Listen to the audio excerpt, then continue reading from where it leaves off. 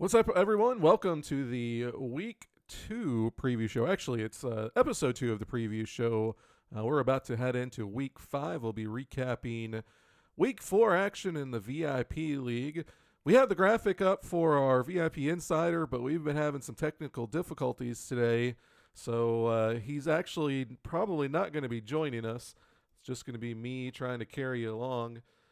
Big trade this week in the VIP League as Thomas Rawls traded from Seattle to Cleveland for Barkevius Mingo.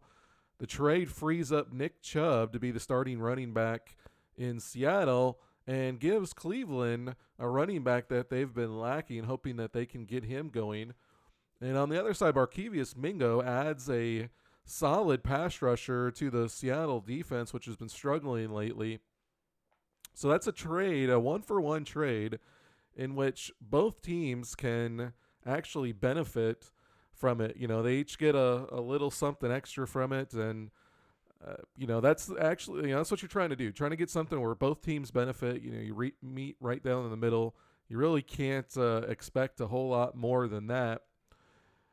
And segueing into week one action, as we see Thomas Rawls and his Browns upset the Jaguars 23-13. The Jags kind of in a Super Bowl hangover after losing to the Falcons last year in the Super Bowl. Start off the season 1-3, and they lose to the Browns, who are now 2-2. Rawls in that game in his debut for the Browns, 8 carries, 64 yards, and a touchdown. So nice debut for him. Limited carries, only got 6 carries in that game, but a very nice debut. Mason Rudolph, 175 yards and a touchdown. Terrell Pryor Sr. leading the way for the Browns, 5 receptions, 73 yards. That was a defensive battle most of the way, as neither team could really get a whole lot of offense. Only 231 yards for the Jags, 215 for the Browns.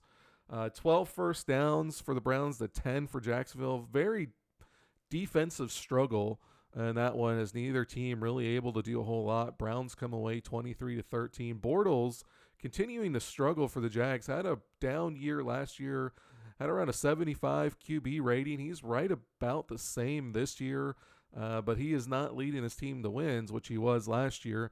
If I remember correctly, the Jags started off a little bit slow last year and were able to rebound and obviously made it to the Super Bowl. So the season's not lost for them, but it does not look good early on, as they are struggling early. Their quarterback's struggling. Their running back, they're really trying to struggle to find a running game. Brandon Davis had a pretty good game, 14 carries, 76 yards, and a touchdown, but not really, the offensive performance that they expected overall. Dante Fowler Jr., however, was an animal on defense. 8 tackles, 3 tackles for loss, 2 sacks, and a forced fumble. And if I was going to give a game ball out in that one for the Jags, that's who I'd give it to. But usually you don't do that in losses. Probably Thomas Rawls gets it in there. Malik McDowell, the second-year pro, actually third year now, out of Michigan State, 5 tackles, 2 sacks on defense. He'd be a possibility there too. But defensive game either way. Browns looking decent early on, knocking off the defending AFC champ. So looking good for them. Jaguars definitely need to turn around and figure something out going forward as we head into the second quarter of the season. Rams and Lions was another game that featured a lot of defense, and it was a thriller as the Lions go to OT for the second straight week. Well, at least as far as our broadcasts go. They went to one in week one, and they go to another OT thriller here as they knock off the Rams 20-14. Rams still winless on the season, go into that game 0-3, but going up against the 2-1 Lions, they put up a good fight. Todd Gurley, 20 carries, 160 yards, and a touchdown. Looked very impressive in that one. Colin Kaepernick had 184 yards, a touchdown interception before he got knocked out of the game. Robert Quinn was very impressive on defense. 11 sacks, 2 tackles for loss. 11 tackles, 2 tackles for loss, 2.5 sacks. So some good performances from the Rams as they really tried to knock off the favored Lions and gave them a run, getting to overtime, but the Lions able to pull it out. Josh Rosen had an okay game, 172 yards, a touchdown interception, but he's already up to 10 interceptions this year, and you got to wonder if he's kind of in a sophomore slump, as 10 interceptions is not what you expect from him. You expect him to be making strides, and it looks like so far this year he's regressed backwards. Sharif Floyd, the free agent pickup from the Vikings, 11 tackles, 6 tackles for loss, and 2 sacks. Very impressive game for him on defense. Big part of the reason that the Lions were able to stay in that game and hold the Rams at bay, even though Gurley was able to go off to a big game there. Next game on the slate was another upset as the 0-3 Colts knock off the heavily favored 3-0 Texans 22-20 at NRG Stadium in Houston. Big story there. TJ Yeldon, the former Jacksonville Jaguar, 26 carries, 73 yards, and 2 touchdowns. He's now up to 4th in the league in rushing. So an impressive game by Yeldon as he leads the Colts over the Texans. Brock Osweiler had a decent game, 283 yards, 1 touchdown, 2 interceptions, but the 2 picks did not help. He also had a couple of fumbles. So Texans really struggled in that one. Maybe they took the Colts coming in at 0-3 a little too lightly. That can happen sometimes, and the 0-3 team gets their first win, knocking off what was one of the 2 favorites to get to the AFC Championship game this year. Jadeveon Clowney was an absolute man beast. 13 tackles, 3 tackles for loss, 2.5 sacks, and 3 forced fumbles in one game. That is not a season stats. That is his one game stats. A quite impressive display there by Clowney in the losing effort. So even though you lose, you can still have some big performances show up. Lamar Miller, somewhat disappointing, 9 carries, 58 yards, and a touchdown. The Texans have been throwing the ball around a lot. DeAndre Hopkins, 2 receptions, 85 yards, and a touchdown. So not a terrible game from the Texans. They just weren't able to pull it out. Too many turnovers, and the Colts get their first win. Moving on, Saints and Packers. Saints knock off the Packers 44-38 to get their first win. This was a debut win for the new owner of the Saints coach. He was able to come in. Their rookie Seth Hoyer, their rookie quarterback, was very impressive in this game. 277 yards, 3 touchdowns, and an interception. Jarrell Presley, the free agent signing from Minnesota, 6 carries, 90 yards, and a touchdown. Brandon Cooks had 3 grabs for 120 yards and a TD. And Michael Thomas, who is now 6th in the league in receiving yards, 4 catches, 88 yards, and a touchdown in that one. Impressive performances all around offensively for the Saints as they're able to get their first win and improve to 1-3. Packers dropped to 2-2. Aaron Rodgers, impressive as ever, 364 yards and 2 touchdowns. Christian McCaffrey a little slow, 14 carries, 60 yards, and a touchdown, but he is leading the league now with 7 TDs through 4 weeks. So even though he didn't have the best game in this one, he did add another touchdown and continues to move up the list there, trying to get into the MVP race.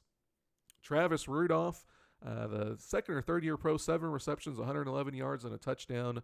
And Ladarius Green, the tight end, with another 7 catches, 106 yards. Lots of offense in this one as the Saints take it 44-38. Green Bay, 1 turnover. New Orleans had 2. It was a back and forth game all around, and went down to the wire. Saints able to pull it off behind the arm of Hoyer. So very impressive display there.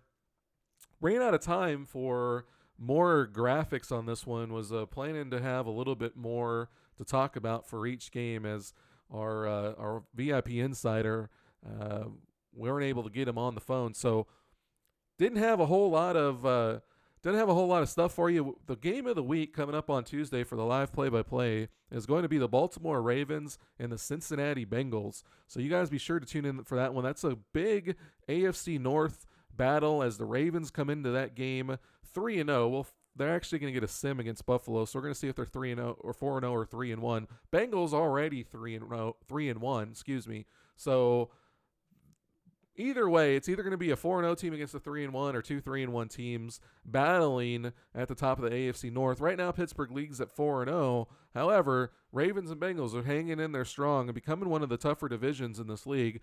Cleveland, we saw, knocked off Jacksonville earlier. So that division's really coming up and trying to push the NFC North and the AFC South as one of the better divisions in the league. So you guys be sure to tune in 8 o'clock Central Standard Time Tuesday night, as we will have the Baltimore Ravens, Lamar Jackson, against the Cincinnati Bengals. So hope you guys are able to make that. Breaking news, we see on the top left, Travis Frederick, the Pro Bowl center from the Dallas Cowboys refused to re-sign with the Cowboys and said he's going to test free agency. Now, there's always the possibility that they apply the franchise tag to him and he doesn't make it the free agency, but that would be a huge free agent to hit the free agent market in the offseason. So definitely a story that we want to pay attention to going forward. We are waiting for the competition committee to rule on a couple of issues that came up last week. So when they do, we'll be able to advance. I apologize that we're not able to advance at 11 on the dot. This was something we hope to have done earlier, either in the day today or last night, and had it resolved. But we do need to get these issues resolved before we're able to move on to the next week, as they do impact the games coming up this week. So hopefully that will happen quickly and we'll be able to advance. So you guys get on the competition committee and tell them to figure out what they're going to do quickly so we can move on. Hope you guys all have a great week. We will see you back here next Tuesday, or this coming Tuesday, for that live play-by-play game. And then hopefully next Sunday we'll have a little bit better production, a little bit more stuff to go over. We'll keep you guys informed as the week goes along. We'll sign off for now. We'll see you guys next time.